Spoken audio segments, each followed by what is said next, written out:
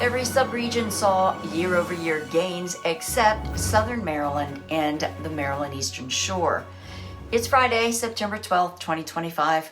I'm Kimberly Barton, broker-owner of Kinetic Realty, Maryland's boutique brokerage. This is the weekly Maryland Market Minute. Market activity slowed in August, which is part of a seasonal trend, but also reflects the shifting housing market.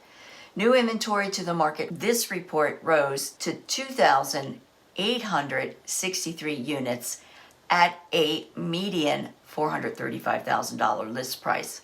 Coming soon properties fell to 1,346 units. 1,846 units went under contract this report in 23 days at a median $429,900 list price. Fewer homes sold this report. 1,222 units in 21 days at 98.6% list to sold ratio at a $425,000 median dollars sold price. Rental properties available rose again this week to 3,396 units and are priced at a median $2,695 per month.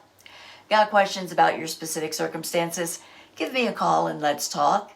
That's your wrap for this week's Maryland Market Minute for Friday, September 12th, 2025. Thanks so much for tuning in. Enjoy your weekend. I'll see you next week. Take care.